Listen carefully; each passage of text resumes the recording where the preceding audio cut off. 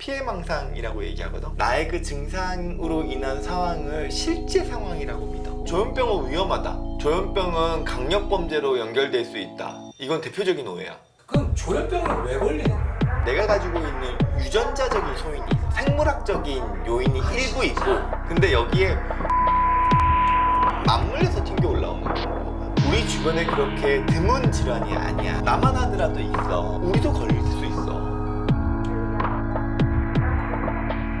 정신과 의사가 되자마자 바로 보게 되는 환자는 어떤 환자일 것 같아? 입원하는 환자겠지? 그러면은 좀 센 병이겠지? 그래서 정신과 의사가 되자마자 처음 보는 환자의 병명은 조현병인 경우가 많아. 나도 첫 번째 환자가 조현병 환자였고. 아니 근데 나는 조현병 얘기를 되게 많이 들어봤거든? 그 조현병이 정확히 뭐야? 조현병이 예전에는 정신분열병이라고 불렸어. 이 정신분열병이라는 용어가 뭔가 좀 이상하잖아. 정신이 막 분열돼 있다 뭐 이런 느낌이어서 어감도 너무 이상하고. 그래서 조금 더 이 질병의 특징을 잘 담고 있는 말로 바꾸자고 해서 조현병으로 바꿨고, 조율하다 할 때 조자랑 그 우리가 현악기 할 때 현 있지. 그러니까 어떤 얘기냐면 조현병은 생각의 병이야.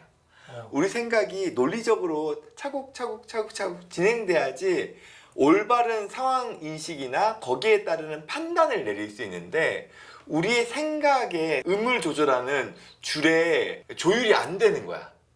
그러면 생각이 이리 튀고 저리 튈 거 아니야. 조현병의 특징 중에 대표적인 거는 피해망상이라고 얘기하거든. 혹은 관계망상이라고 이야기하는데, 나랑 전혀 상관없는 사람들이 자꾸 내 얘기를 하는 것 같아. 거기 좀 더 발전되면은 나랑 전혀 상관없는 사람들이 내 욕을 하고 있는 것 같아. 그리고 그것과 관련된, 그 망상과 관련된 게 소리로 들려.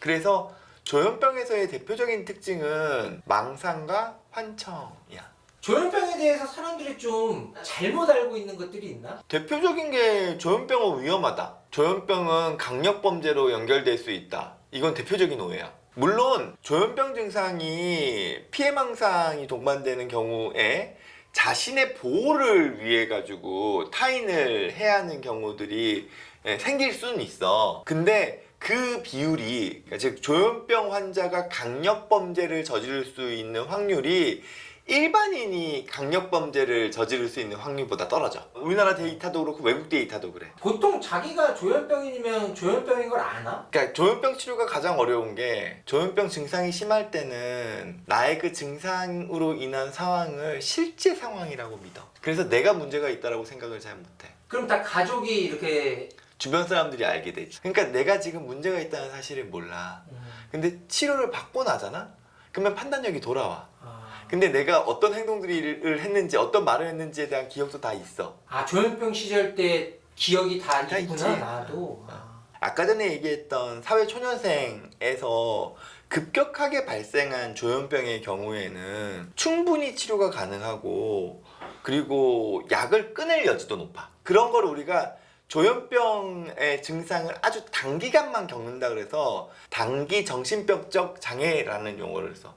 이거는 요 시기만 지나고 나고 환경이 개선되면 좋아져. 근데 제일 안 좋은 건 뭐냐 하면, 일정 부분 치료를 제대로 못 받은 채로 이 증상을 오래 가져가. 그러면 치료를 받고 난 다음에 상당 기간 동안에 치료가 반드시 필요하거든, 약물 치료가. 근데 본인이 이제 좋아졌다고 생각하고 약을 안 먹어. 그러면은 다시 재발을 하는 거야. 본인 스스로 결정하면 안 되는구나.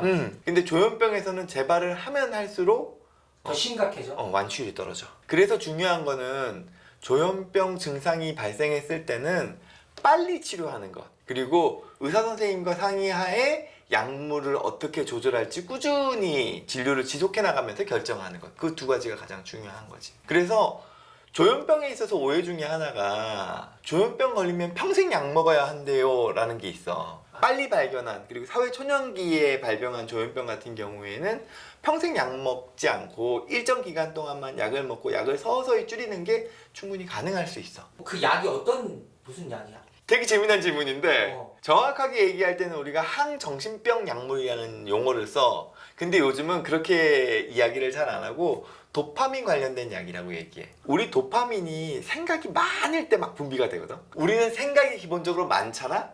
그러면 혹시나 어쩌면 만약의 식으로 확률적으로 일어날 가능성이 낮은 걸 머리 안으로 자꾸 생각하기 때문에 생각이 부정적으로 가. 그게 점점 가면 더 극단으로 가버리는 거야. 그러면 우리의 판단이 왜곡돼. 그게 더 심해지면 망상이라고 얘기를 하는 거야.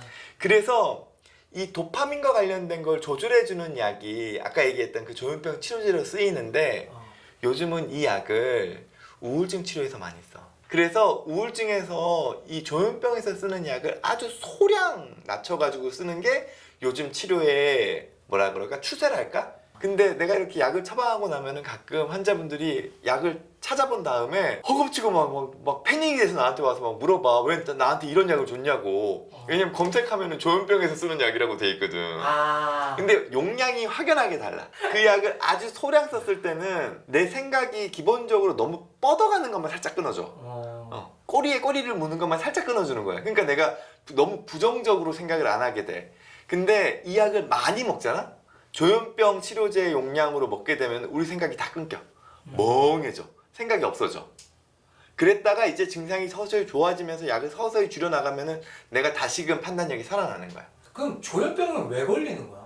여러 가지 요인들이 있는데 우리가 바라보는 정설은 일단 내가 가지고 있는 유전자적인 소인이 있어. 생물학적인 요인이 일부 있고 근데 이게 그냥 이것만 있는 채 병이 안 생기는 경우가 있거든. 그렇겠지. 근데 여기에 환경적인 어떤 스트레스가 강력하게 있어서 이게 두 개가 같이 맞물려서 튕겨 올라오는 경우라고 봐. 그러니까 환경적인 것만 있는 경우라 하더라도 유전자적인 소인이 없으면 조현병 발병이 안 하겠지. 그리고 내가 유전자적인 소인이 있다 하더라도 환경적인 강력한 뭔가 요인이 없으면 또 이게 발병 안 하고 지나갈 거야. 근데 이게 잘못 맞물려 버린 경우에는 증상이 튀어 올라오는 거야. 정신병에서 조현병이 차지하는 비율 같은 게 있나? 있지. 약간의 차이는 있지만 전 세계 대부분 1%에서 2%.